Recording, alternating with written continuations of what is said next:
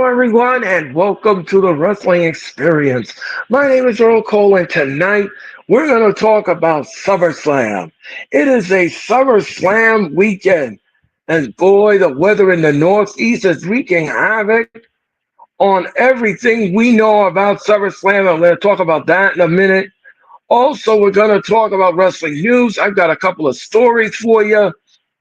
All of this and so much more here tonight on the Wrestling Experience. It's Thursday and you've landed. You've smashed and landed on Planet Experience.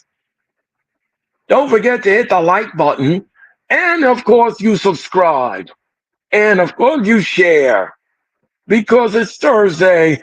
It's time to mean only one thing, and it's time for the experience.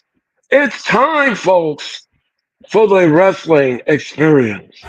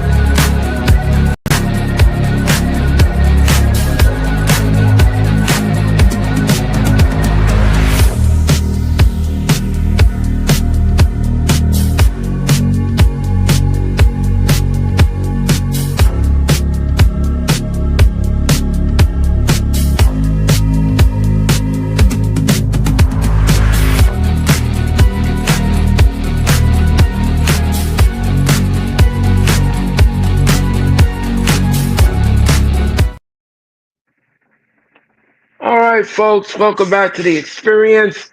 As I said before, and I'll say it again, we want to thank you again for watching and thank you for all you do in the wrestling community. And don't forget, folks, to summer slam that like button. That's right, folks. Don't forget to summer slam that like button. My guest Michael will be here a little bit later on, and then we're gonna discuss SummerSlam, and then we're gonna get. But I have a couple of stories for you. Let me just go to the chat real quick. We have an early chat. Ped said, "I got my notification on." Well, that's good, Ped. Thank you so much for your comment. So, folks, welcome back to the experience here, the wrestling experience. I hope everyone's having a good day. But there's some breaking news, folks, and I'm going to give this to you. We're dealing with right now, folks, some severe weather here in the Northeast.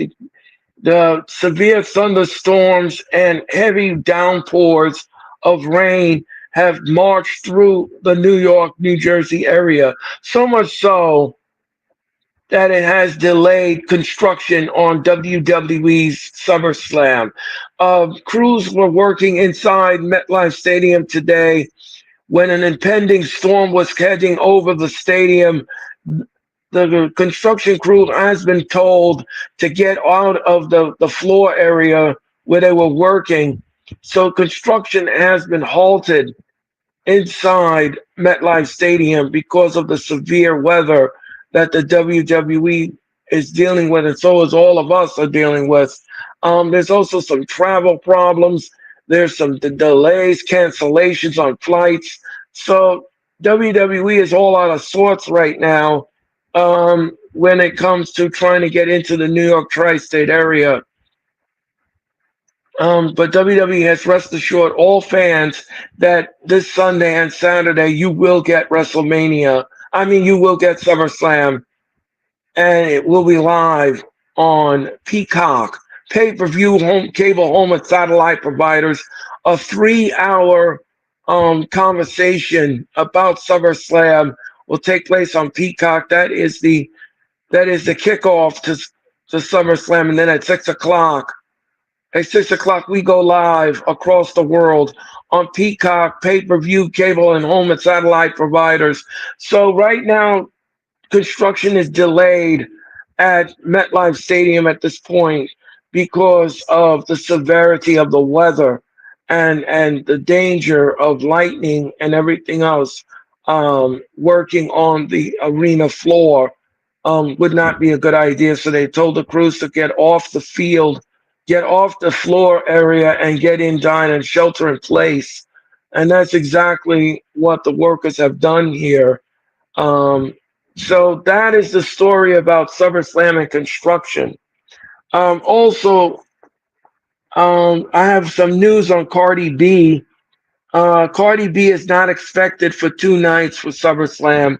As you all know, um, she says that she's hosting SummerSlam, but we didn't know whether it was either going to be 1 night or 2 nights. Well, Cardi B long teased WWE moments is still happening, but it won't span both nights of SummerSlam like many fans assumed. So many fans assumed that Cardi B was going to host SummerSlam for both nights. She's not doing it. Um, According to new information from WrestleVotes Radio, the Grammy Award-winning rap is only expected to appear 1 night of the 2 night SummerSlam event at MetLife. While WWE initially promoted her as the official host back in April, there's never been a public confirmation that her involvement would stretch both across both nights. The latest update clarifies that the WWE is planning to keep Cardi's appearance limited to Saturday, August 2. That means that Sunday, the second half of the biggest party of the summer, may go without her presence. So Cardi B is only going to be hosting Saturday night. She's not going to be doing both nights. WWE has apparently confirmed this. So that's the story on Cardi B and hosting SummerSlam. If you want to know about that, all right. So we got that. We got that taken care of.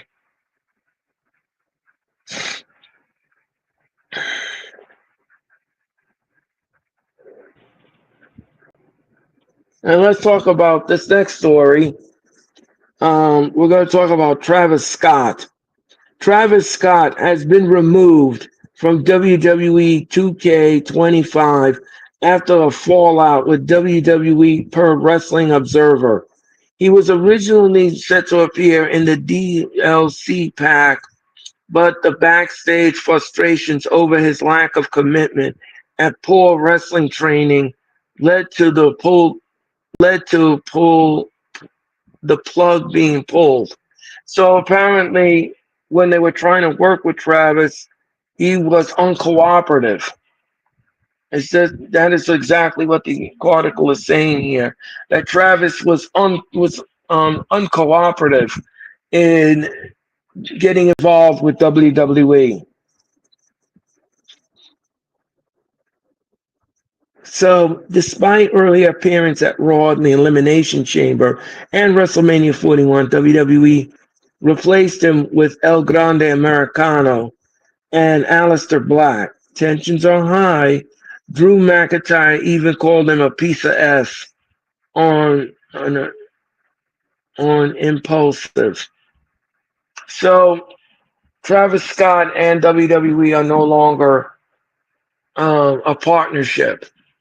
Um, he was uncooperative. He didn't want to wrestle. He didn't want to do anything. He didn't really want to get involved. And that happens. That happens, ladies and gentlemen. That happens sometimes in business. Sometimes you think you have a diamond in the rough, and it really is a snake in the grass. So that happens, folks. That's what's going on with that.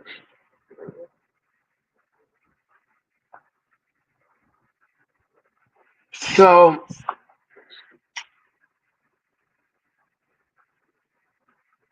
from WrestlingNews.co, WWE Women's Champ Tiffany Stratton recently explained why she has continued to use her mean girl persona despite receiving cheers from the audience.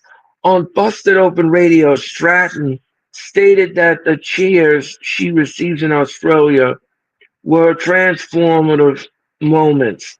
and confident boost. She believes that if she was able to change her character down, the fans would turn on her. Why would I start acting different if you know the mean girl persona is working and the people are liking it and they're cheering me? Stratton said. I feel like the moment I do start acting like a good guy, I feel like I feel like that's when the people would turn on me and maybe start booing me. So why would I change anything? If it's not broken, don't fix it. Well, I agree with Tiffany Stratton here. I agree with Tiffany Stratton because if something is working, if something is working, why mess up the formula? Why mess up the recipe? People love Tiffany Stratton. Their little girls love Tiffany Stratton. So why change it? Why change it now? That's my point. That's what I'm trying to say. If it's not broken, don't fix it.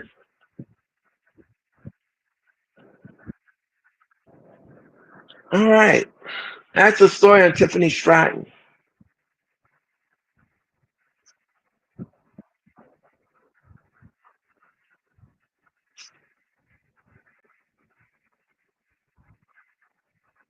Let's talk about this next story about Tony Schiavone. All right. Tony Schiavone says he's really struggling after the passing of Hulk Hogan. I think everybody that knows Hulk Hogan knew that he was really struggling to get around. You think of your own morality and you think about how fragile life is. It doesn't seem like that it long ago that I was calling some of his matches. Tony Schiavone says on What Happened When.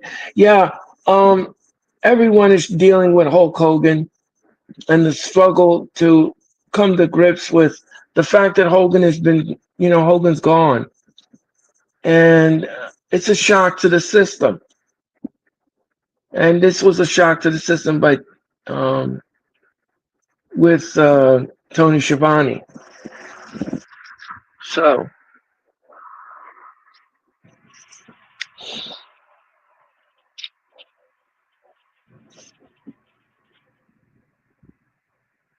so I don't have an issue with this. I think that Tony Schiavone is dealing with a lot of people are at this point with the passing of Hogan. And speaking of Hulk Hogan, um, initial autopsy reports are saying that Hogan had leukemia. Hogan had leukemia, and it caused his blood pressure to elevate to the point where he suffered a heart attack. So that's what was the initial report that he died from complications from leukemia.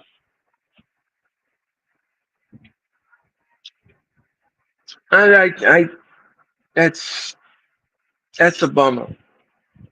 That's really sad about that news about Hogan. And then Mr. McMahon gets into a car wreck before the news broke about Hogan.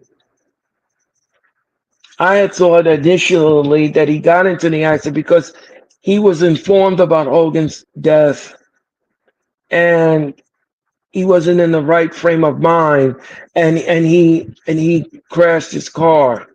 But according to reports, this accident happened with Mr. McMahon before he was notified that Hogan died. So, but he has to appear in court in August for reckless driving. Okay.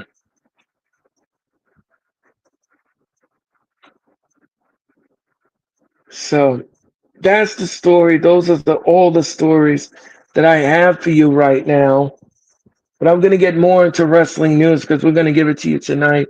So what I'm going to do is, while I wait for my guest to come in here, Um, let's talk about Dynamite last night.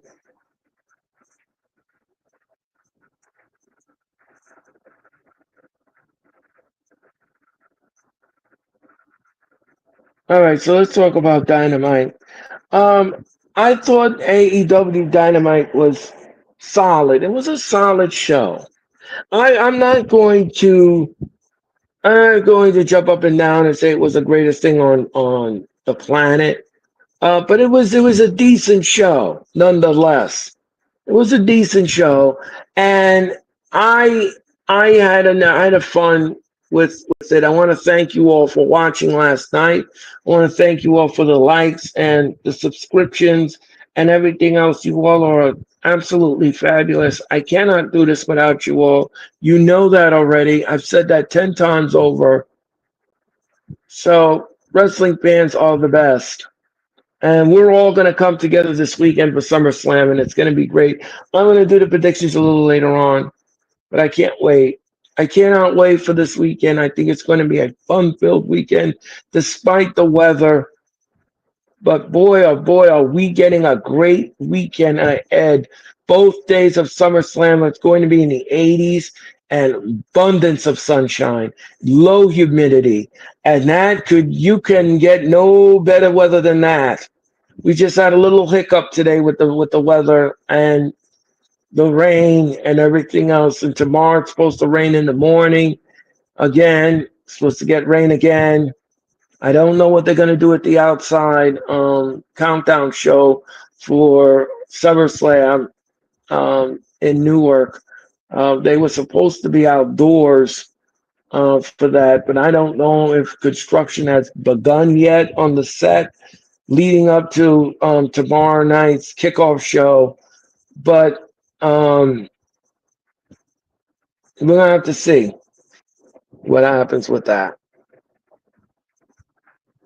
All right, folks, let's talk about Dynamite. AEW Dynamite last night took place at the Byline Bank Ballroom in Chicago. Again, they were in the same venue. They took up residency in the ballroom. I don't have an issue with this whatsoever. AEW doing residency in different arenas. I don't have a problem with it. And they're doing it in smaller venues, which is smart. Um, I don't have an issue with it. They're gonna do another residency this time in Philadelphia at the old ECW arena. And that's forthcoming. Um, they also announced on December the 27th, World's End, which will be AEW's final pay-per-view offering of 2025, will take place on December the 27th, Saturday night, December the 27th, and we're going to have that telecast for you. But that's December. That's December. We still have a whole other pay-per-view event in August coming up, and that is the Forbidden Door. The Forbidden Door will happen on August the 25 on a Sunday in London at the O2 Arena. I'm sure the show, excuse me, I'm sure the show will start at a decent time. I'm sure I'm making it short. I think about a 1 o'clock show. PWR World, how are you doing tonight? Thank you so much for popping into the chat. Make sure that you hit the like button. PWR World, thank you so much for your comment. Make sure that you hit that like button, folks. Smash it. Lee Lower, how you doing? Hey, new viewer here. Was just wondering, how long have you been watching professional wrestling, and what are some of your favorite memories and matches? Thanks, Lee. Lee, thank you so much for your question. Lee, I have been a wrestling fan. Lee, I have been a wrestling fan now for 3 decades. 3 decades. I stand by wrestling for 3 decades, and I have been my, I have been a fan like that for a very long time. As far as memories, my favorite memory matches. Thank you so much for asking that. My favorite memories of wrestling, as I said in the beginning and the outset when Hogan died, was the night my mom took me to see Hulk Hogan defeat the Iron Sheik. And he became world champion for the first time. My mom also took me to see Pedro Morales. We also saw Don Morocco and many other people inside Madison Square Garden. The Garden has been by as a spot in my heart for wrestling for a very vastly long time. And um, yeah, so that's of many other wrestling memories. Another memory that I have, and that was my favorite, I was a witness to, was the day that the Elimination Chamber was born inside Madison Square Garden. That was a special. I thought another special moment going to SummerSlam and seeing the late great Hulk Hogan and the late great Macho Man Randy Savage have that tag team match inside Madison Square Garden with Jesse the Body Ventura as a special referee, and Elizabeth revealed her bikini, and everybody was going bananas, and the crowd went bananas, and everything else. So those are some of the memories that I had, Lee, of wrestling. But I have a lot more, and it's so vast. Going from WrestleMania to SummerSlams to doing the Rumbles, doing you know, all of these PLEs, some of these PLEs, going to Money in the Bank. So I have a lot of memories, Lee. I have a lot of memories. But again, I want to thank you for your question. I want to thank you for your comment. And please, Lee, make sure that you smash the like button. And of course, you subscribe. I really greatly appreciate you. And thank you for your comment. Um,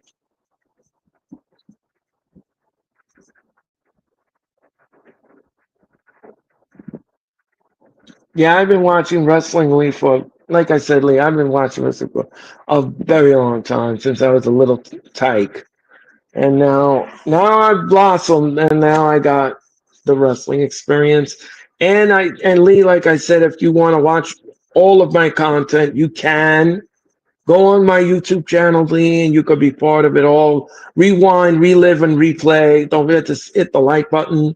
Don't forget to subscribe, and that goes to all of you. If you want to see encore presentations of my show, you can definitely on all the Raw streams, all of the SmackDowns, all of the PLEs. If you want to see all of them or some of them, all you got to do is just go on my website, go on the YouTube channel, and watch it and like it and share it because you're a great wrestling community. I cannot do this without you.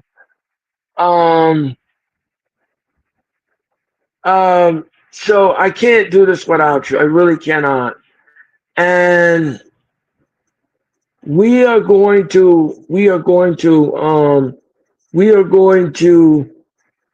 be a part of history on Saturday night and Sunday night as SummerSlam rolls into MetLife Stadium.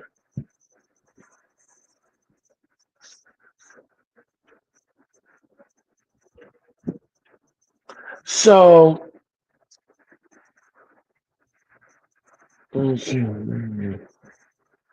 Lee says, wow, that's awesome. My first pay per view I saw was Royal Rumble 1993, 32 years ago. I'm still hooked. Well, Lee, that's great. Wow, that's great. 32 years. Wow, that's amazing. That's amazing, Lee. That's awesome. Let me ask you something. Was that the night 1993 Royal Rumble? Was that the night that the Ultimate Warrior was hit in the head with the scepter and Sherry, sensational Sherry, went there and tried to help the Ultimate Warrior, and the Ultimate Warrior turned her down. And yeah, I think that was the Royal Rumble. I think I remember it very fondly. Yeah, and yeah, she hit him in the head with the scepter. That was that was 91. 93 was won by Yokozuna. Okay, okay, okay, okay. Because I was at that Rumble. I was at that Rumble in 1991. I was at that Rumble. That's why I asked. I didn't know if it was 91 or not. So, but that was 93. Yeah, Yokozuna winning the Royal Rumble. I remember that. Yeah. I remember also there's another moment of the Royal Rumble. Speaking of the Royal Rumble, I remember the Rumble where Ric Flair won the first time the Royal Rumble. Who doesn't remember that? Ric Flair wins the Royal Rumble. Um, so yeah, my memories of wrestling just goes way back in the days. I'm Mr. Old School. I grew up on clean finishes, folks. That's why I preach so much on my show. That's why I preach so much about clean finishes and shenanigans in matches. That's why I preach it so much because I'm Mr. Clean. I like clean finishes. I don't think anything's wrong with it. A lot of people are allergic to it. I'm not allergic to it. Ryan Powell, how's it going tonight? Hit the like button, Ryan. Thank you so much, Ryan. Ryan Powell, thank you so much for popping into the chat. Welcome to the Planet Experience. Welcome to the Wrestling Experience. We're going to talk about SummerSlam later on in the show, folks. We're going to do predictions. Um, Lee says that's that Flair Rumble was incredible, in my opinion. Best Rumble match ever. Hoping that they bring the Royal Rumble PLE over here to the UK. Well, first of all, welcome from the UK, Lee. Thank you so much for your comment. And yeah, you guys in the UK, you guys rock. You guys are awesome in the wrestling community in the UK. Dro, how's it going tonight? Dro, hit the like button, everyone in the chat. And Lee, thank you so much for your comment, and thank you for beaming in from the UK. And speaking of the UK, Lee, I don't know if you're going to get tickets or not, but AEW Forbidden Door is coming to your neck of the woods in the UK at the O2 Arena. It will be the Forbidden Door. All right, all right, folks. Let's continue with Dynamite. Let's continue with Dynamite. All right.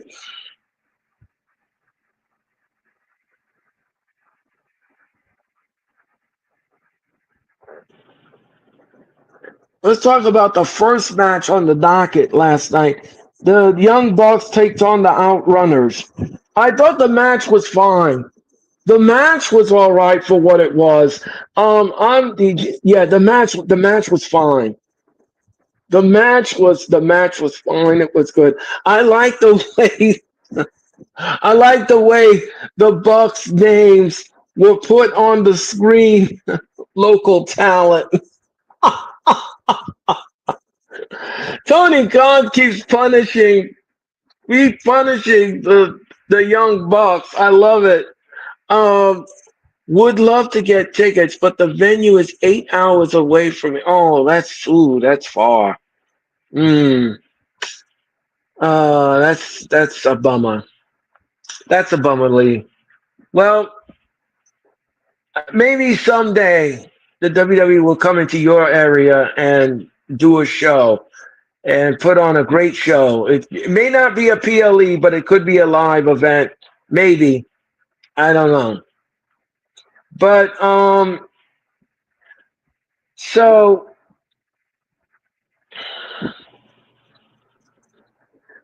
So I thought the match was fine. I like the way Tony Khan keeps calling local. When that appeared on the screen, the local talent, I cracked up so bad. I laughed so hard because it was funny. The Bucks are getting what they deserve, doing it to so many people, and now they're getting a just dessert. I love it. I absolutely love it.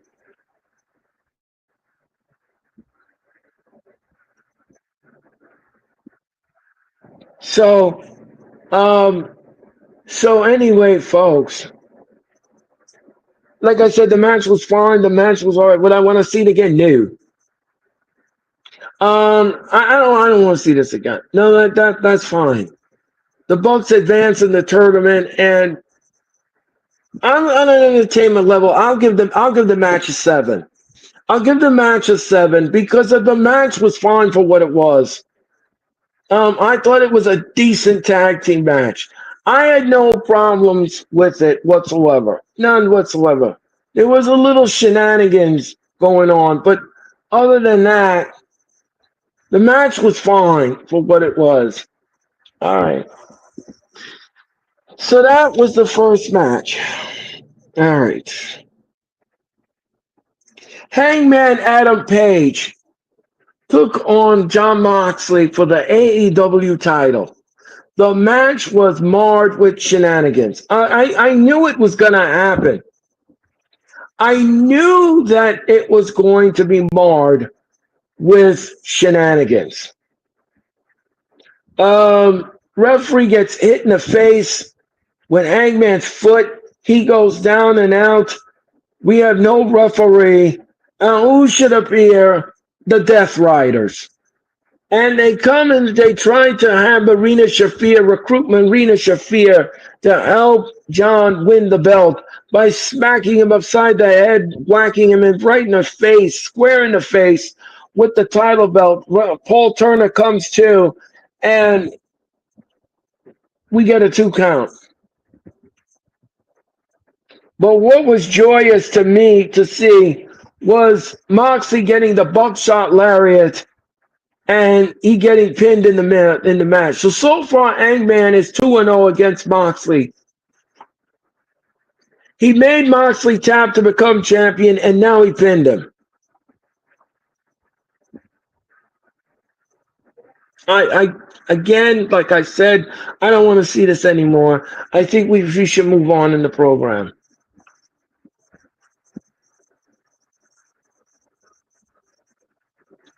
I think we should move on in the program. Um, Lee says Bubba Ray Dudley has says that he thinks John Moxley should take some time off now, not because of his performance, but due to refresh his character thoughts. I would agree with that. Joe Shipley was. Did you saw Triple H was at the White House? No, I didn't hear about that, Joe. I did not hear about that. That's interesting. That's interesting. Triple H was at the White House. I wonder what's that all about with him and the president. Well, we're gonna find out. That should be interesting. Getting back to Lee's question. Lee, let me tell you something. I think Moxley needs something new, and I agree with Bubba Ray. Lee, I agree. I agree with his assessment. I agree. I think Moxley needs a time off. I think they need to refresh his character, and I think they need to stop making him talk in riddles. Because to be perfectly honest with you, no one's gonna. I don't. I am lost every time Moxley opens his mouth. I don't know what he's saying. I have no idea what he's saying. I don't know what the end game is. There's no goal involved. There's no nothing. And Moxley really doesn't have much in his repertoire when it comes to wrestling. He needs some new things. He needs some new arsenal. All he gives you is a bulldog choke, a paradigm shift, and that's all that's in Moxley's repertoire. So he needs to be more well reversed in wrestling moves. Well, what about a torpe suicida? What about? I mean, he does a DDT. He does that, but he needs more in the program. He needs more in his repertoire. So I agree with Bubba Wade Dudley there, Joe. I agree. Thank you for your comment, Joe. I mean Lee. Excuse me. Pardon me, Lee. Sorry, Lee. Thank you so much for your comment. I apologize. Got the names. Sorry. Um. So everyone in the chat, make sure you hit the like button. So getting back to the match with Moxley, um, this was woolly wild and all over the place. This was woolly wild and all over the place. Like I said, do I want to see it again? And no. I think that Moxley and Hangman need to be over because you have MJF lurking in the background, and he wants to be he wants to be a champion. He's trying to goat Hangman into defending his title, but Hangman's not falling for it. As he told MJF last night, you either you either sign that contract, you either sign that contract or get into a number one contenders match and earn it. That's when Hangman told him he gave him two options. And speaking of MJF, he was officially kicked out of the Hurt Syndicate. Shelton Benjamin came out and told MJF about his cheap Timu watch. And he threw it on the ground and it broke in a million pieces. Shelton Benjamin and Bobby Lashley have officially kicked out MJF out of the Hurt business. I think this is great. I think this is great because I don't know what the end game here was when MJF was trying to get into Bobby Lashley and Shelton Benjamin. They're not they're not his lackeys. And then I think that is what Bobby Lashley was saying. We're not your lackeys. And he told that to MJF. So MJF is on his own now. Now he's got to go out there and prove himself. And next week on Dynamite, he is going to take on Mark Briscoe, which he has been tormenting for months. So I'm looking forward to the match next week on Dynamite. I think it's going to be good. MJF is on his own. There's no more Hurt business. He's on his own. And I don't have no problem with that. All right. Sports Jedi, how's it going tonight? Salute to you, my friend. Stop by. Love to say hi. Hit the like button. Also, check out our Nick Nemeth Talk, TNA Wrestling with the Sports Jedi. All right. All right. I'm going to check that out, Sports Jedi. Thank you so much for your comment. Thank you again for your comment and your thoughts. Salute to you, my friend. Um, I yeah, I want to thank Kevin for stopping by. Um, I'm gonna shout you out on Twitter, um, Jedi. I'm gonna shout you out on Twitter and see what we can do. Get the ball rolling with this wrestling experience. Um, so getting back to Moxley, getting back to the match itself, on an entertainment level, yes. Yes. I'm gonna shout you out on Twitter, and we're gonna work something out between us, and let's get this wrestling experience going. I want you on the wrestling experience. Um, so the match itself was fine. The match was all right. Like I said, it was full of shenanigans. The match was full of shenanigans, and I hate shenanigans. You know I hate it in wrestling. I think it's overused when you do shenanigans in matches. However, Darby Allin came out and even the things up, and he not only wiped out the entire faction, the Death Riders, but he also took out a couple of security guards as well. Hangman gave the buckshot Larry and pinned him in the middle of the ring, and I don't have an issue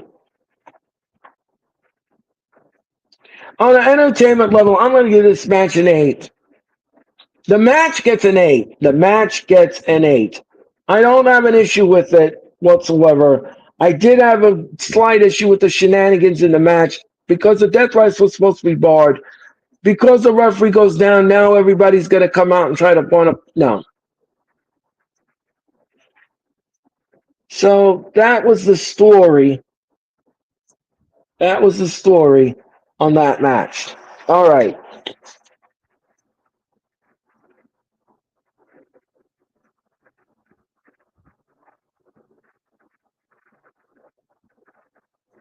Billy Starks and Timeless Tony Storm and Athena all mixed it up last night on Dynamite.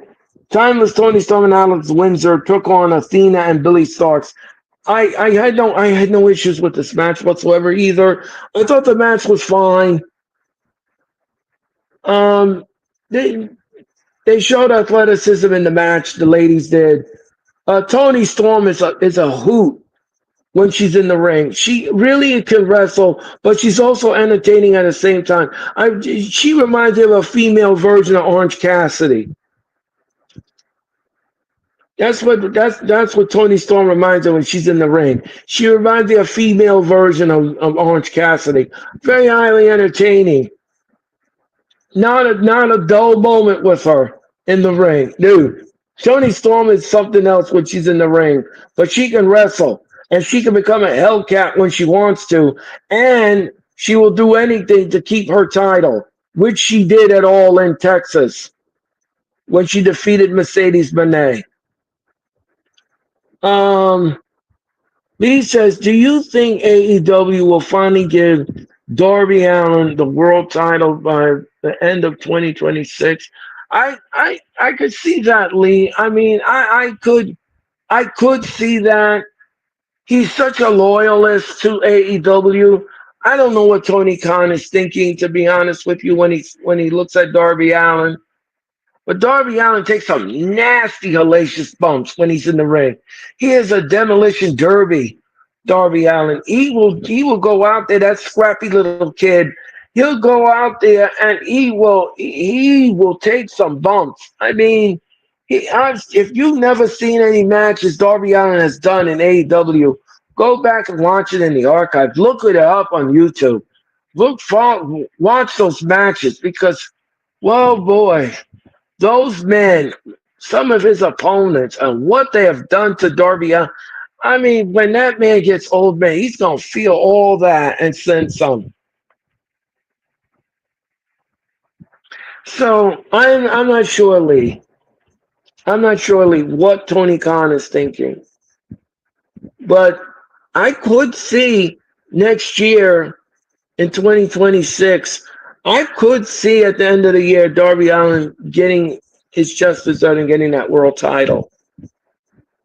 But the question is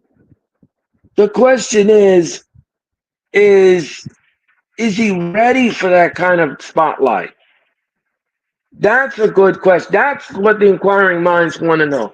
Is he ready for that spotlight?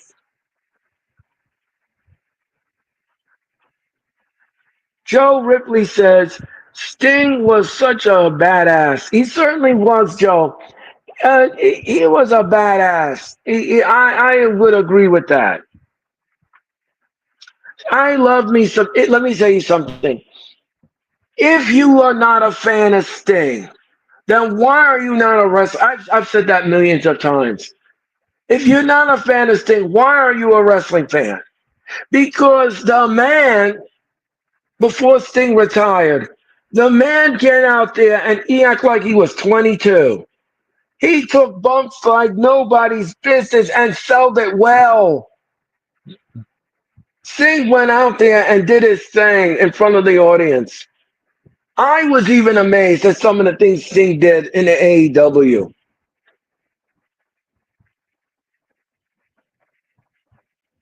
I was stunned at some of the things that he can do in the ring. Hellacious bumps he used to take, Sting. Let me see. WWE should have done so much more with him. Well, yes, I would agree with that, Lee.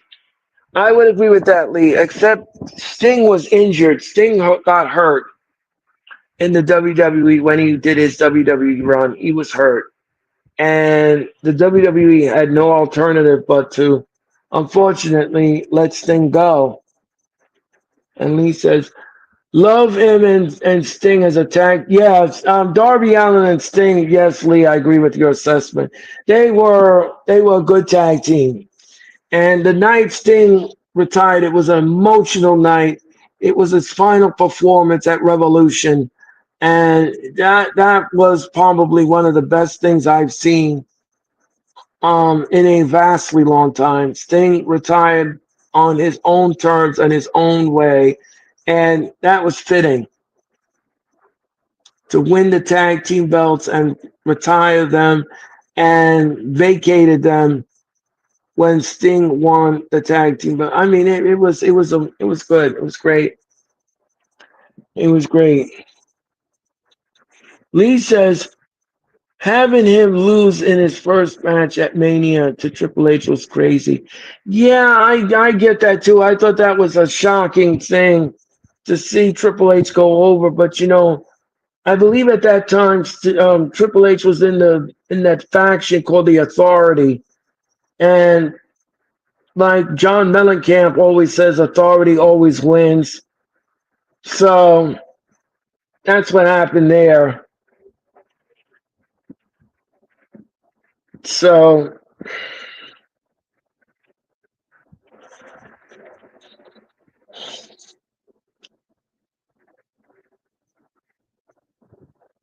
all right, let's move on. So, getting back to Tony Storm's tag team match with Alex. I thought the match, like I said, it was fine. The match was okay. I would give this match a 6. The match gets a 6, and that's the best I can do for it at this time.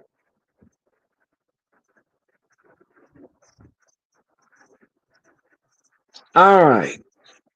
I want to thank you all for your comments and questions in the chat and everything else. And again, like I said, make sure you hit the like button and you subscribe today.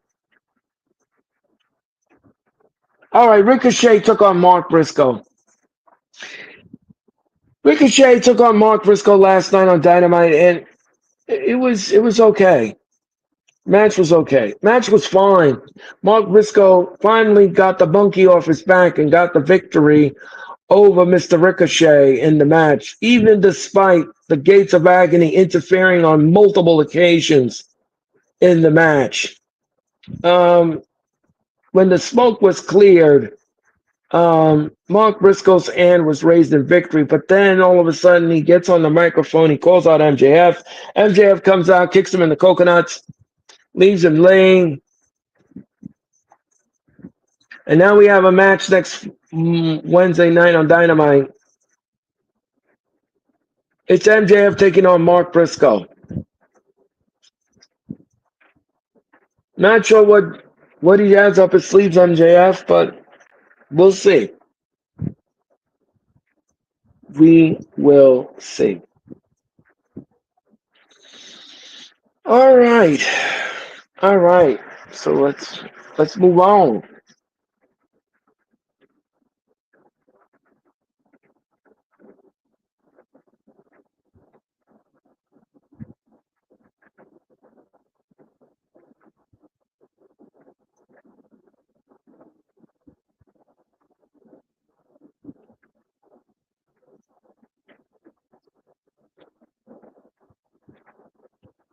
So the Outrunners match I already spoke about. Christian Cage came out with Tony Schiavone, and he had an interview with Christian, talked about finding himself. Christian professed himself very well last night.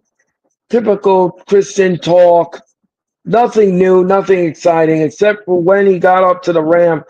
Kip Sabian and Nick Wayne gave him a concerto and left him laying on the stage. And that did happen last night. Yeah. So, so that, ladies and gentlemen, that was Dynamite. That was Dynamite. That was AEW Dynamite. The show as a whole wasn't bad. The show as a whole wasn't bad. Um, I gave the show overall a B.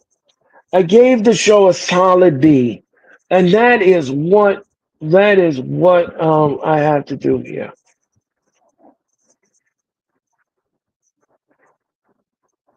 That's all I gave it was a B. All right, let's move on in the program, shall we? All right, folks. What I'm going to do right now is I'm going to pull up some wrestling news.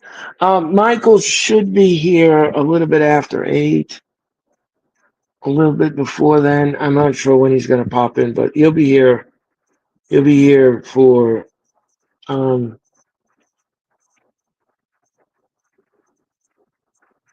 um.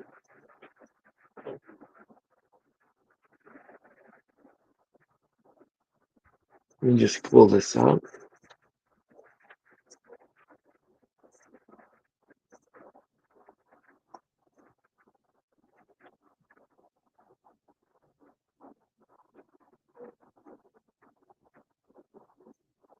All right. Here's your wrestling headlines for tonight, and here we go. All right, on his podcast, Super Lucha editor Ernest Ocampo claimed that the TKO and WWE's acquisition of AAA was officially closed on Friday, and that there are plans to open a performance center in Mexico during the second half of the year. So I think this is good news because WWE has their own training facility down in Florida, as everybody knows. And those are where wrestlers go for rehab, injury, getting themselves in ring shape to come back to the main roster when they're out of action. So the Performance Center does a lot of things. It also housed would be upcoming WWE superstars for the women and the men, tryouts, and everything else. So the Performance Center does a lot as far as development goes, as far as rehabbing goes. They do a lot in that Performance Center. And I don't have an issue with this whatsoever. I don't have an issue with it. They're going to open another Performance Center in Mexico, which means that they'll probably, once it's built and it's cut, the ribbon is cut, they're gonna do some tryouts in Mexico, try out some of the athletes in Mexico to see if they can cut it. Three WWE superstars. I'm sure that most of the superstars in the U.S. will probably go down to Mexico to train and to mentor some of the students that come through those doors. So again, like I said, I don't have an issue with this. No. All right, WWE and Travis Scott, and I mentioned this before on the show. WWE and Travis Scott had a falling out, the nature of which hasn't gotten out yet. According to the Wrestling Observer, this led to the planned WWE 2K25 DLC not happening, and it's being open season as to knock Scott, as Drew McIntyre did on Logan Paul's show. So, as you all know, um, Travis Scott and WWE are no longer a partnership. And I said this on the outset of the wrestling experience when I first came on the air. I did mention this, and the reason behind it was revealed that Scott did not want to do the things WWE had asked him to, and I don't think he would. Excuse me. I don't think he was obligated or even cooperative.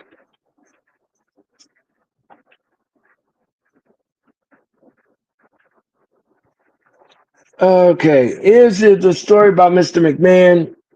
Allegations that Vince McMahon's reckless driving caused his recent car accident led to an old Jim Cornette story trending yesterday. In it, Cornette says that he swore off riding with McMahon after the time when Vince drove from Albany to WWE headquarters in Stamford, Connecticut, doing 85 to 90 in a effing rain, while Cornette was gripping the effing seat. Cornette says that Jim Ross also refused to ride with McMahon, with the announcers only telling Vince, "I love you. You're a friend of mine, but I love my children and I also want to see them again." So apparently, Mr. McMahon drives wild, and Jim Cornette had pointed it out, and Jim Ross also confirmed it. So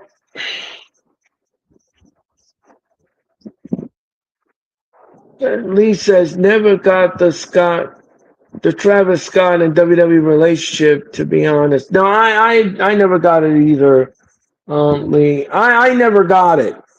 I never got it. I don't know why that is. I just didn't understand and I didn't understand the end game either. So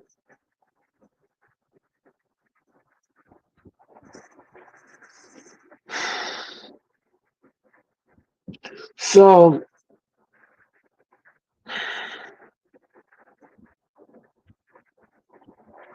so that's the story about Mr. McMahon and his driving. Mr. McMahon will be appearing in court next month. This month coming of August. We're gonna get to his court. I'm not sure when the court date is, but McMahon asked to appear in court for reckless driving, which caused an accident, which Jim Cornette pointed out.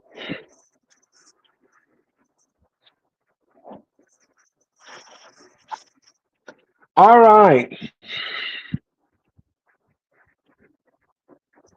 In a scene in WWE Unreal, where the women's roster gives Charlotte Flair a standing ovation for winning this year's Royal Rumble, didn't happen naturally per Fightful Select. Wrestlers present told that the site they were asked to come out of the locker room and cheer for Flair. I mean for Charlotte Flair. Weren't told it was expected. Weren't told it was specifically for the Netflix show.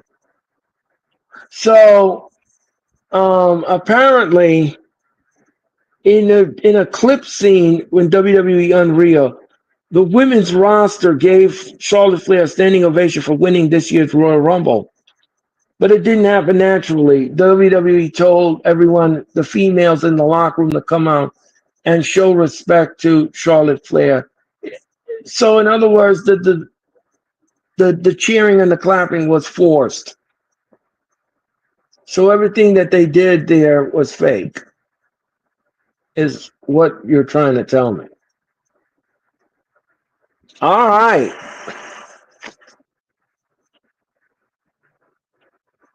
See, I don't like things like that.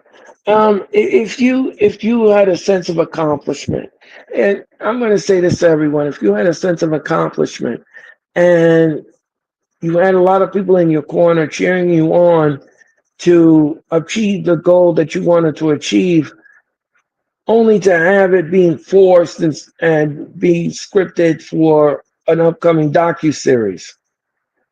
I don't think that that's a politically correct thing to do.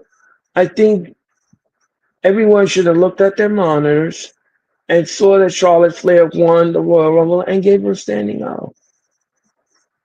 Why did you all need to go into the women's locker room and tell them to come out and cheer for Charlotte Flair? I know she's not a fan of everyone in the locker room, but I just found that to be strange that WWE would do that.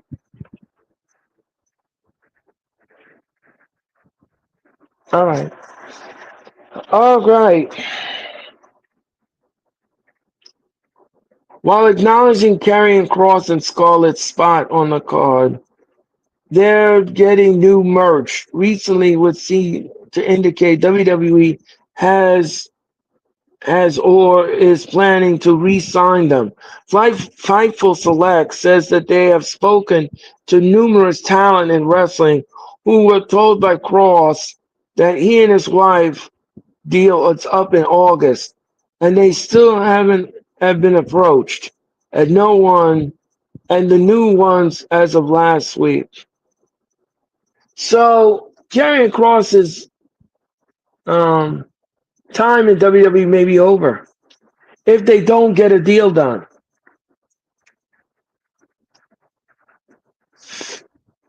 But it seems like WWE wants to re-sign them. It seems like they need time to sort everything out. It won't take too much time now.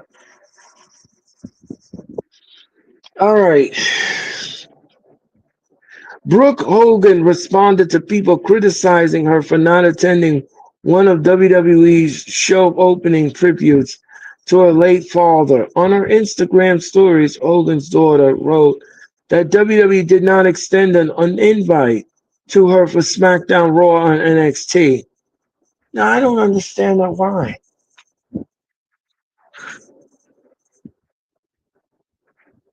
Why would you not invite Hulk Hogan's, or even his son?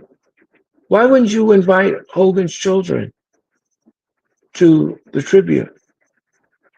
Because they did 3 tributes for Hogan. One was on SmackDown, one was Raw, and one was NXT. I don't get it. I don't see why. I'm at a loss here, folks.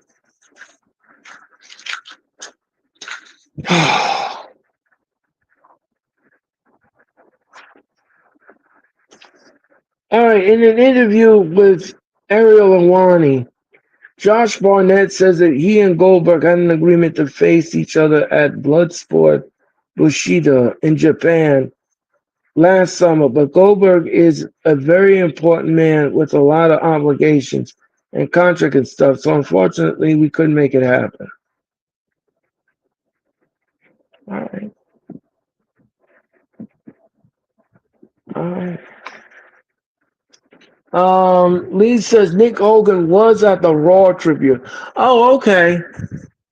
But now, okay, I understand you had Nick Hogan out there on the floor, but why didn't you have the daughter?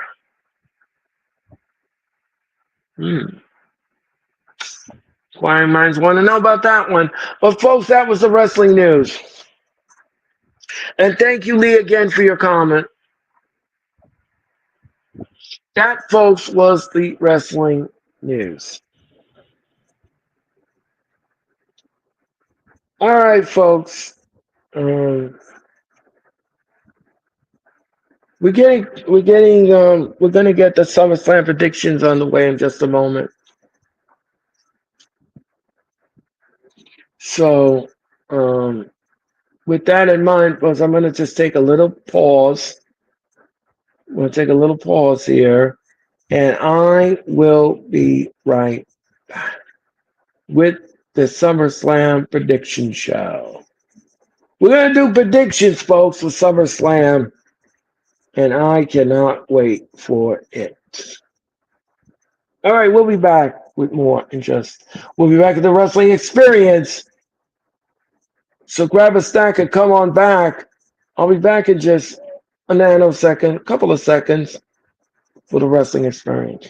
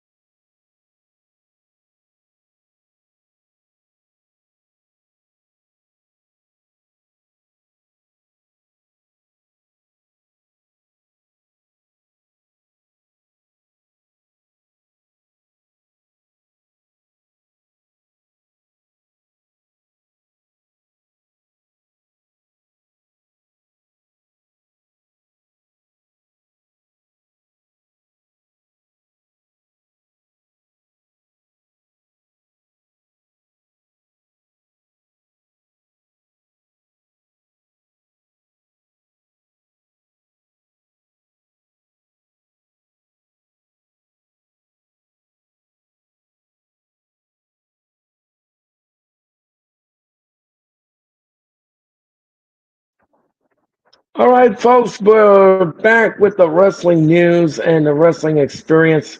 Thank you so much for watching tonight's telecast. Make sure that you hit the like button. And of course, you subscribe today. I greatly appreciate it. And Dro, yes, I am back. Thank you for your comment. All right, folks, let's talk about it. SummerSlam 2025. Unfortunately, Michael is not going to be here tonight. I don't think he can. I think he has other obligations, so I don't know when he could pop in or not. But we have to keep the show moving. So we're going to talk about SummerSlam and the card itself. So let me just bring the card up, and then we're going to talk about it. We're going to do it.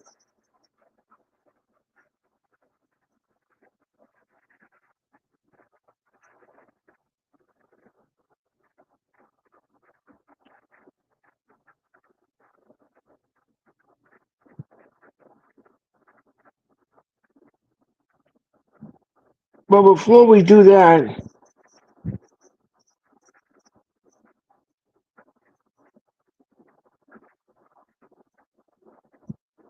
Uh, President Trump introduces his longtime friend Triple H at the White House. Executive order signed.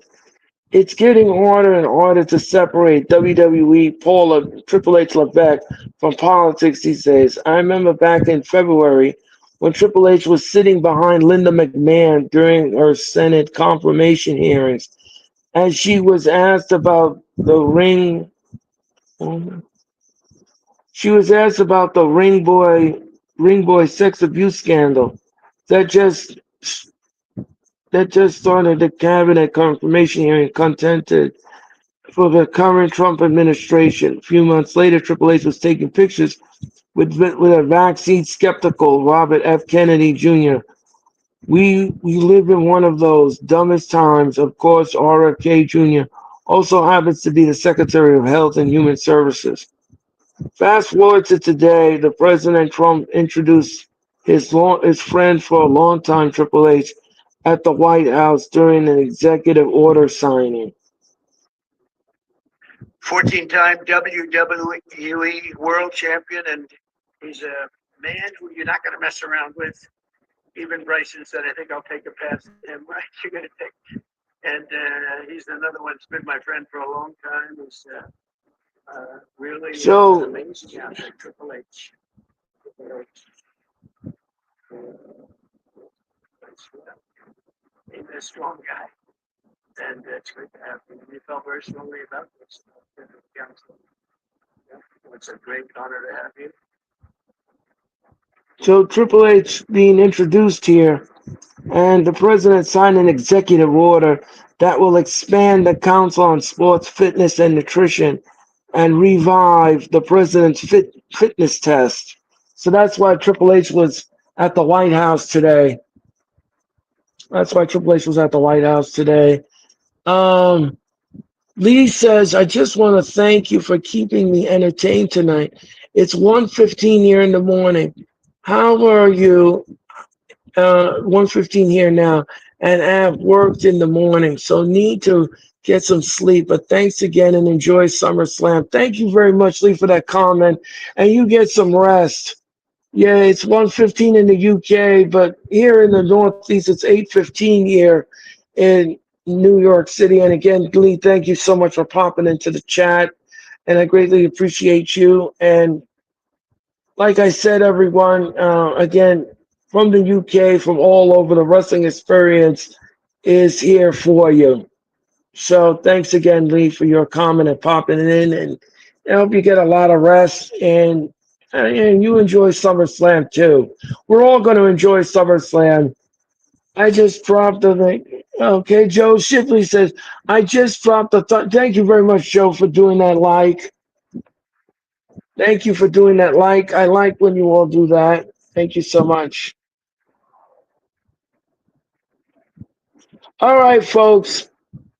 We're going to talk about SummerSlam. Let's bring up the card as it is right now.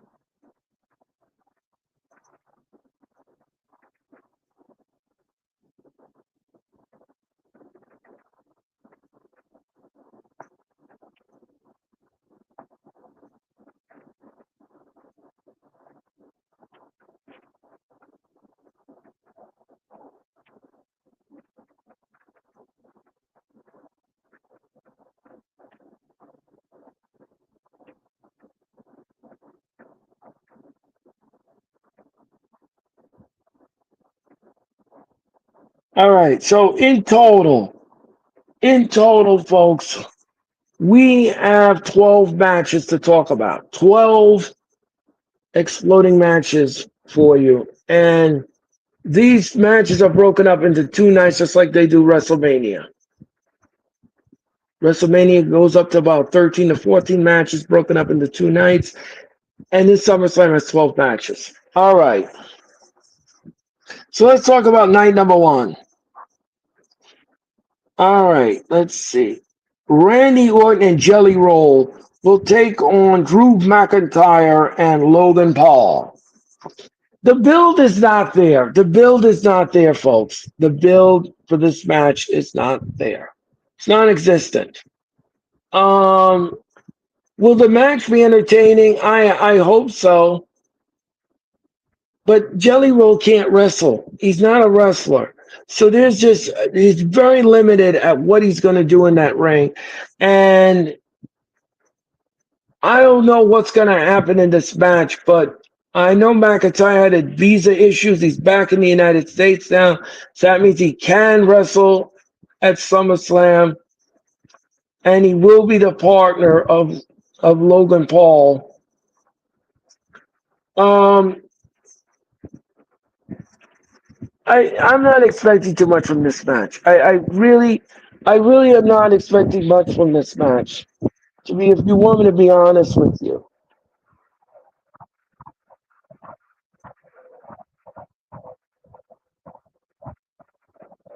So, based upon what I'm gonna say here, I think Orton is gonna win. I'm gonna give my predictions right now. I think Orton's gonna win.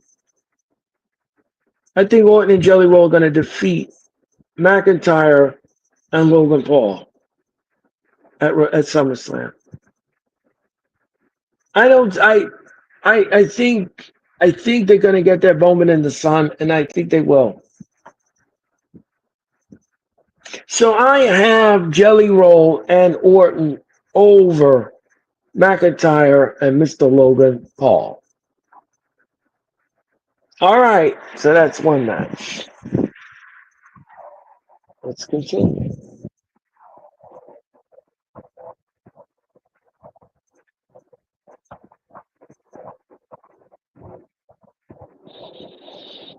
Roman Reigns and Jey Uso will take on Braun Breaker and Bronson Reed. This is going to be now. There's a build here for this match. Month after month, week after week, Rollins' faction have been going after people like LA Knight.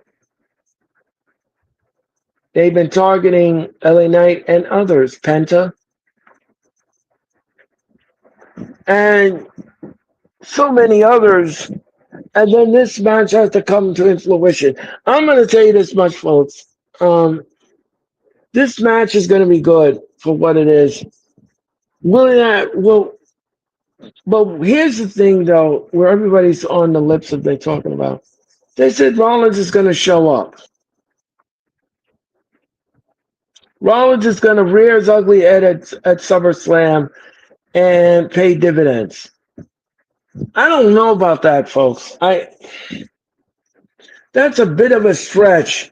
Rollins looks like he's injured. They showed a vile video of him in a crutch with a brace on his leg. So I'm not sure what this is or what's going to happen here.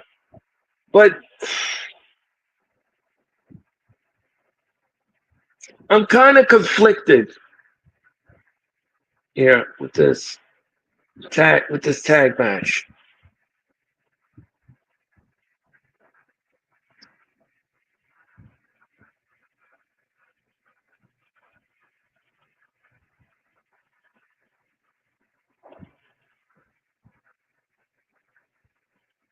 I'm kind of conflicted here as to where does this direction go to.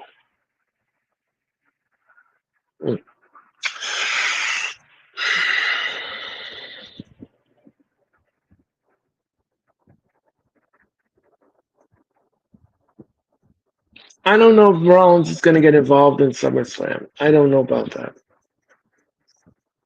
And as far as my prediction goes for the match, this could swing either way.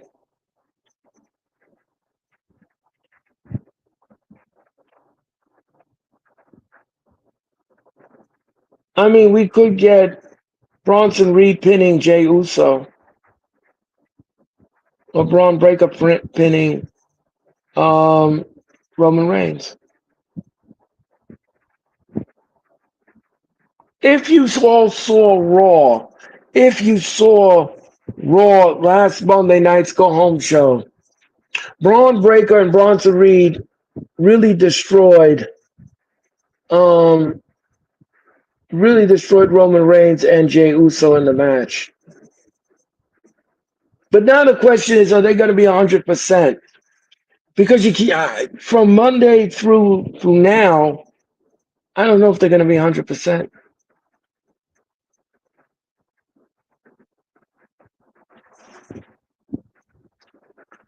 It's either feast or famine, folks. I'm not quite sure.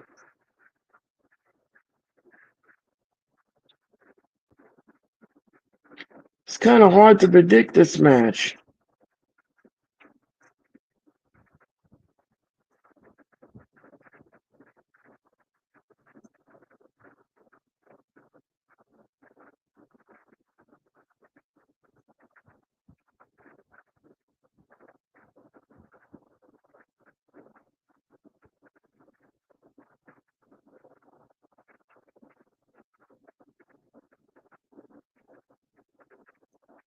So, um, I'm trying to think, folks.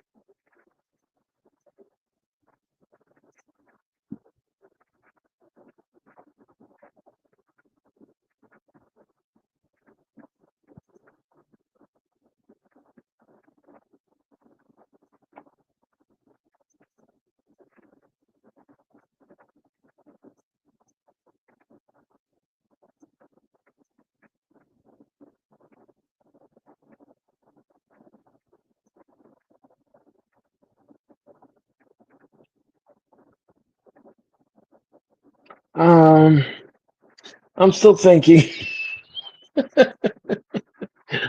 Ay, ay, ay, ay, ay, ay, ay.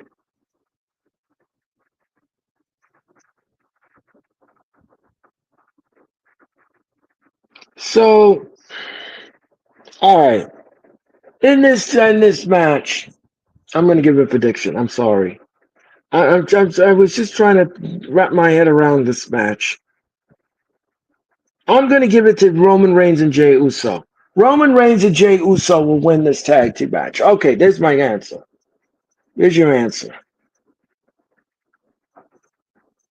All right.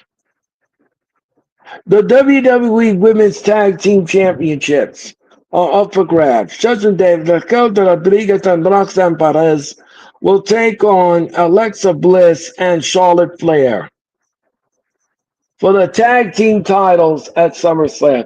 You know, here's the thing. Here's the thing. And I'm going to say this, and I'll say this again. Um, Raquel and Roxanne are nothing more than, it's a strange bedfellow booking, as I like to call it. She wasn't really welcomed into the pack, known as the Judgment Day, but she did eventually warm them up and then get into the Judgment Day. So I think we're going to have a retainment here. Roxanne Perez and Raquel Rodriguez La Mura will remain women's tag team champions at SummerSlam. They will defeat Charlotte Flair and Alexa Bliss. That's what I have. All right. Karrion Kross and Sami Zayn mix it up at SummerSlam. The match is going to be fine for what it was, for what it is.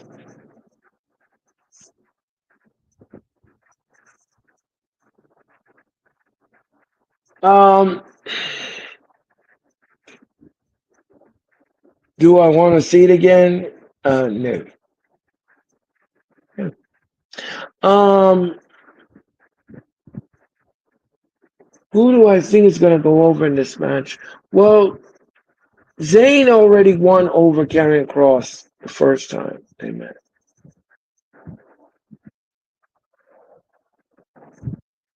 I'm going to say my heart of hearts here. I'm going to give it to Sammy again. I think Sami Zayn's going to win this match. But here's the thing. I mean, if they make Kross win the match, I mean, that's fine. That's fine with me. That's fine. Okay. So I have Sami Zayn over Karrion Kross. All right.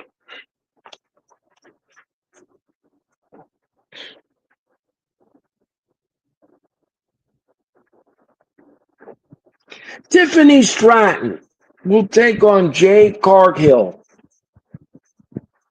for the WWE Women's Championship. I don't have a problem with this whatsoever. As you know, Jade wins the Queen of the Ring tournament in Saudi Arabia at the Night of Champions, and she became the number one contender. Okay, fine. Good stuff. I had thought that all this time Naomi was going to cash in on Tiffany, but boy, did she fool us! That she fooled all of us, and boy, did she target Io Sky, and she won the title. So I wasn't even thinking about Io Sky at the time. I really wasn't. Um, so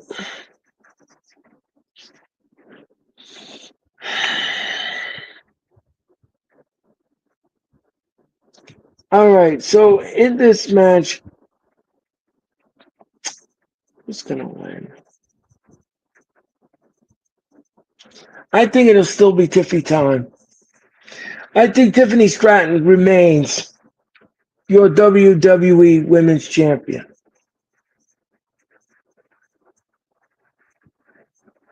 I think she defeats Jay Cargill. Okay. And now we're up to the main event of night number one.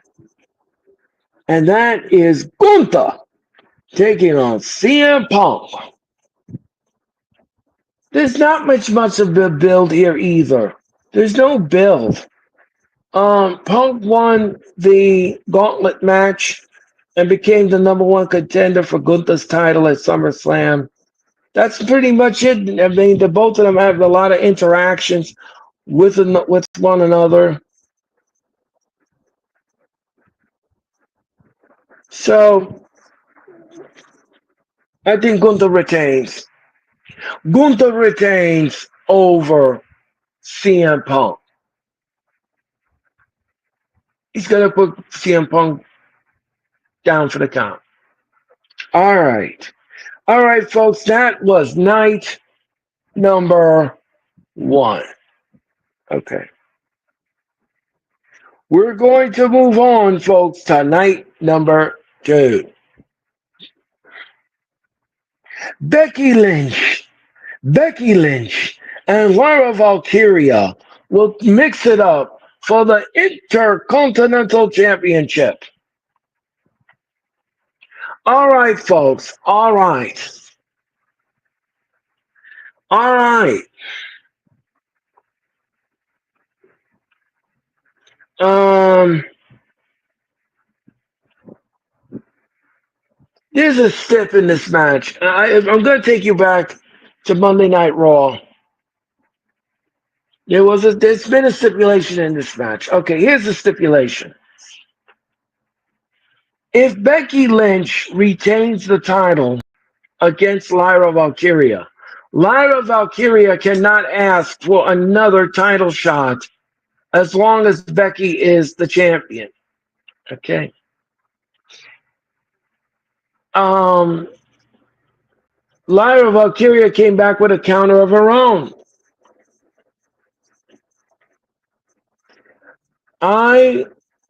She said, will you agree to no disqualification and no countouts?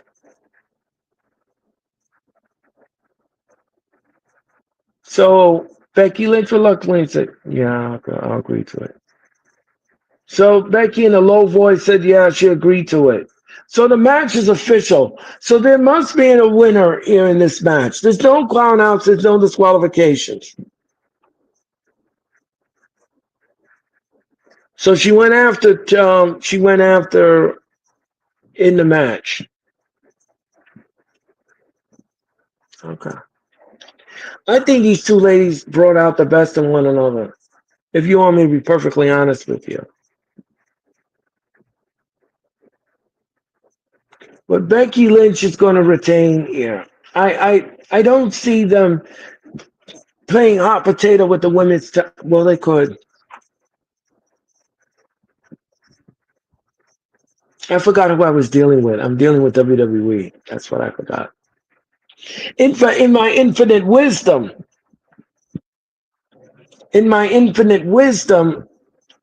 I wish that they would not play hot potato with the title.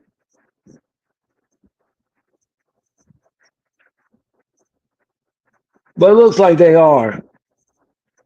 Well, at least I don't think so. At least I don't hope so.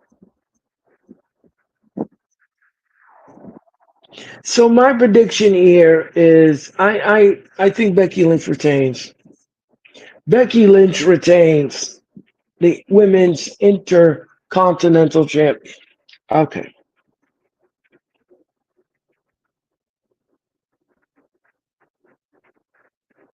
Dominic Mysterio will take on AJ Styles for the men's intercontinental championship. So the title is up for grabs.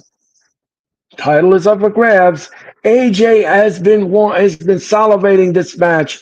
AJ wanted a piece of Dom Mysterio for months, and week after week after week after week, month after month after month after month, he has been dodging and ducking AJ. is Dom Mysterio. Summing up with a fake note and everything to get out of the match, but the match is official. The match is official. And who do I think is going to win? AJ Styles is going to defeat Dom Mysterio. We will have a brand new Intercontinental Champion in AJ Styles. Will there be shenanigans in the match? Absolutely. You don't think the rest of the Judgment Day is gonna come out there and do what they can to make sure that the Intercontinental title stays around the waist of Dom Mysterio?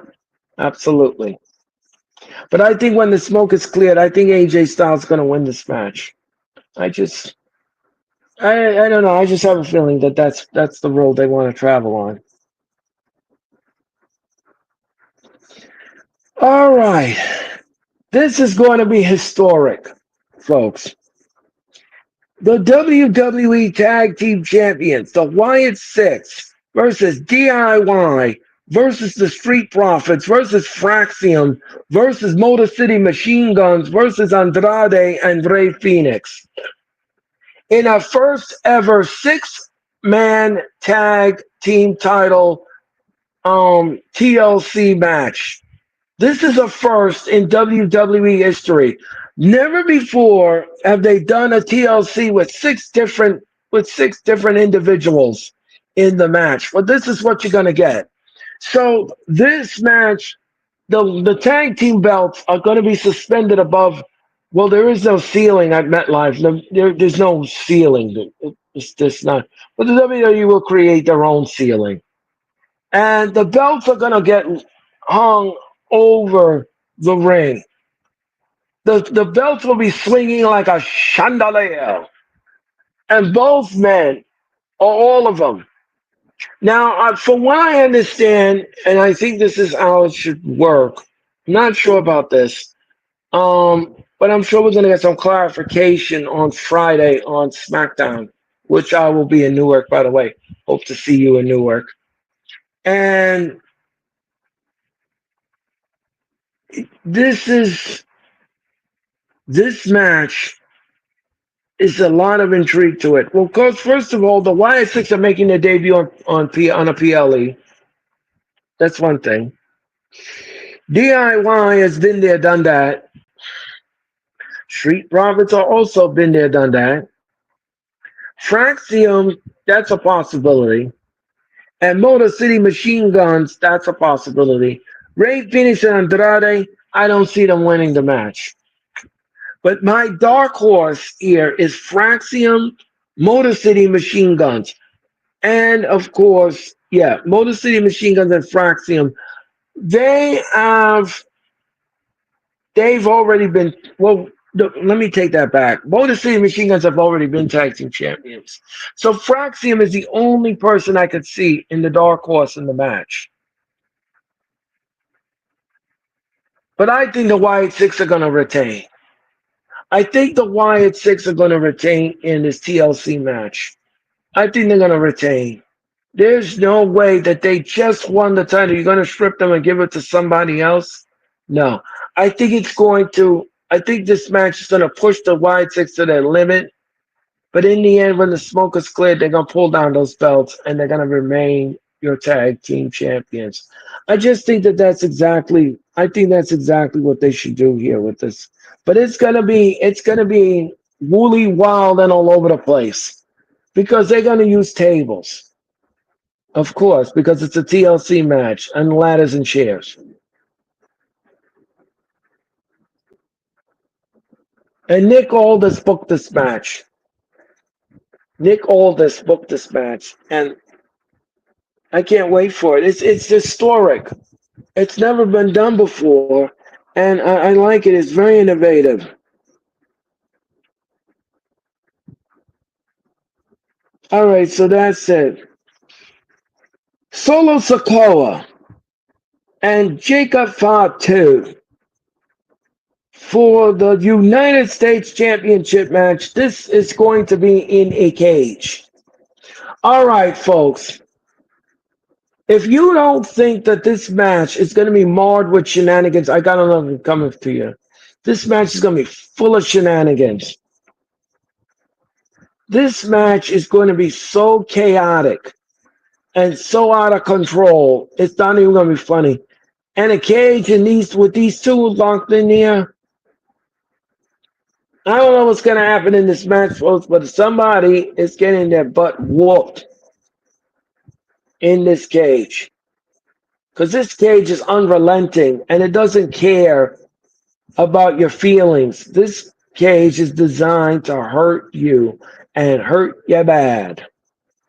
I've seen enough steel cages in my lifetime know that some are tame, some are weak, some are lost, and then there are some that are just like, what just happened?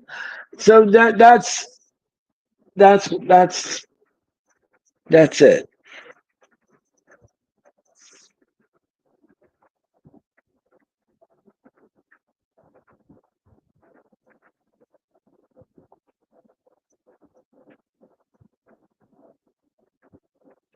So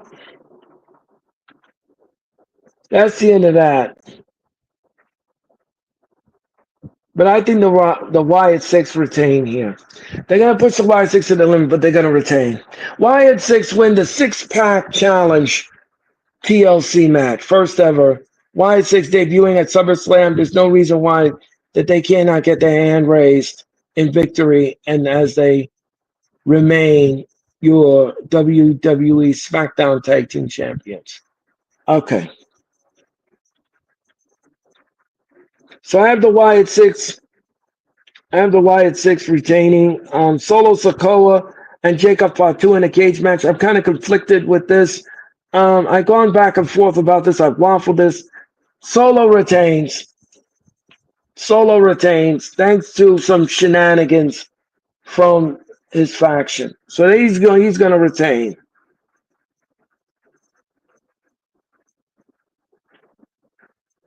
All right, the women's championship match. Naomi versus Io Sky and Rhea Ripley. The match is going to be fine for what it is. The match is going to be fine for what it is. I don't have an issue with this match whatsoever because at Evolution, Women's Evolution, boy, did they tore the house down, Rhea Ripley and Io Sky. Oh my God, that was a whale of a main event. It was the best thing in women's wrestling I have seen in a vastly long time, and it made my heart grow fonder. Uh, it just was this. This was great. This was absolutely a great match. And will it live up to the match itself at SummerSlam? No, I don't think so. I don't think it'll match the intensity that the main event did at Evolution. Naomi cashed in on Io Sky at Evolution and she became a champion. And she just won the belt. So I'm gonna say Naomi will defeat Io Sky and Rhea Ripley at SummerSlam and remain your women's champion. And again, once again, Rhea is left holding the bag and not defeating Io Sky. That's what happens.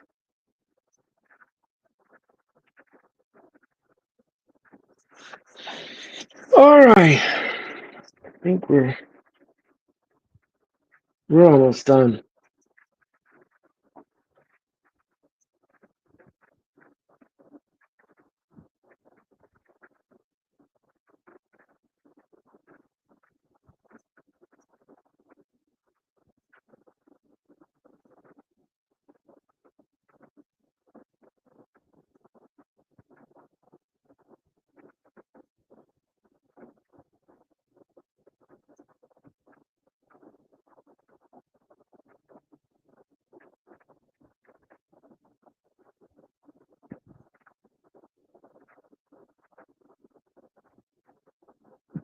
Um,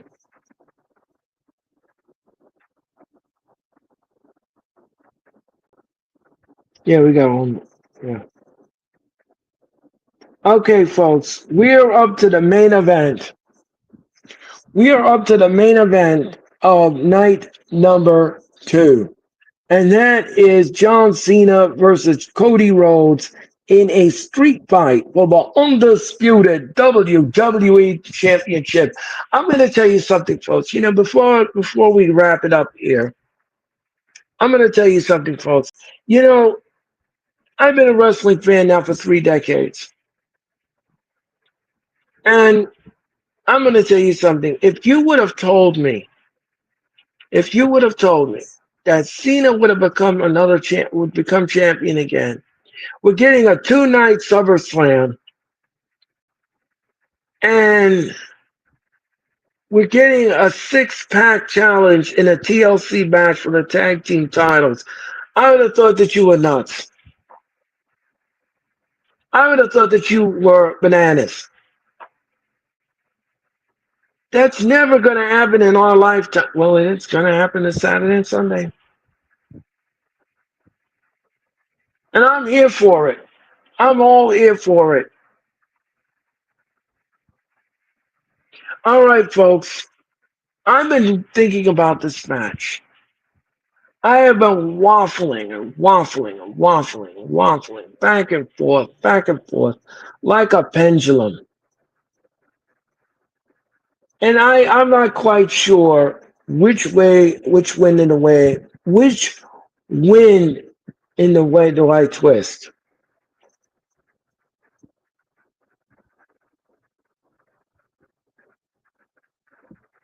I don't know what to tell you, folks. I cannot. I cannot. I don't know how to predict this match. The pendulum is going like this. It's good. It could swing either way. The pendulum could swing either way.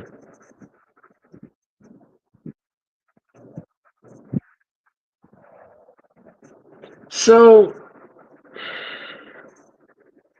let me see.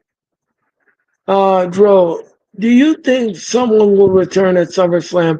I'm not sure, Dro. That's a great question, Dro. I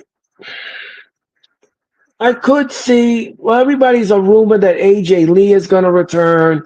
Everybody's talking about Rollins returning, and coming out and cashing it in, and all.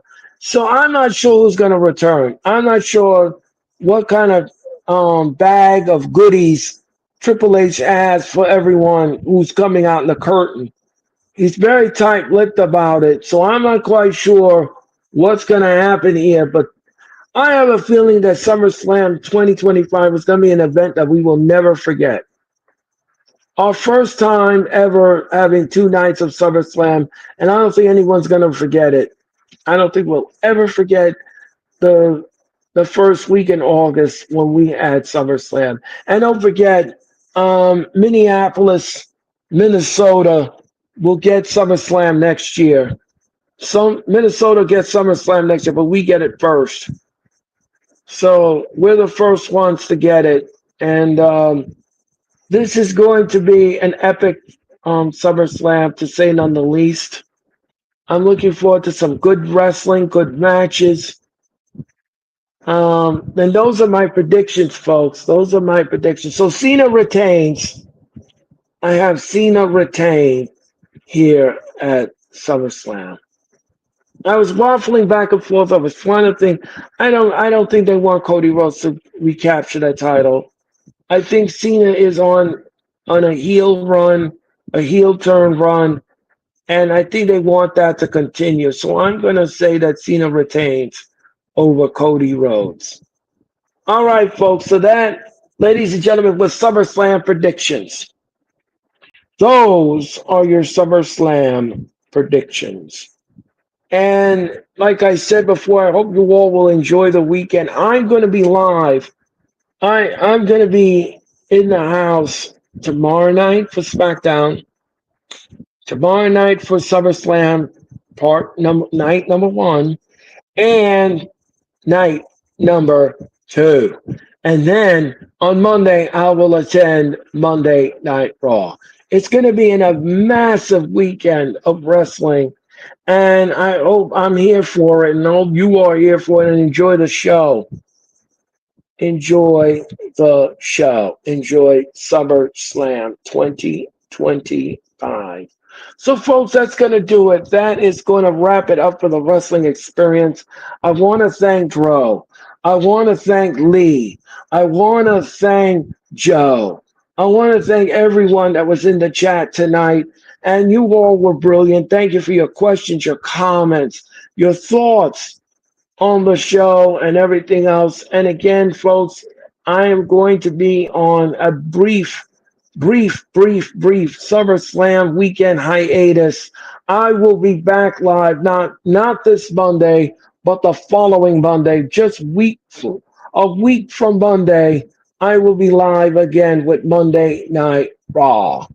So, folks, that's going to do it for me. I hope everyone will have a safe and enjoyable weekend. I hope you're staying cool, stay dry, keep out of the storms. If you see a storm coming, folks, just get out of the way, get into indoors, and ride the storm out until it passes. Um, and please be careful. So, folks, that's going to do it for me in the wrestling experience. Thank you for watching. Have a safe weekend, everyone, and I'll be back a week. Stay safe. Well, thank you very much, Fro. I will. You too. And thank you so much for watching the Wrestling Experience. I'm Earl Cole. It's SummerSlam weekend. Enjoy it, folks. And I'll see you a week from Monday for Raw. Until then, folks, good night and take care of yourself.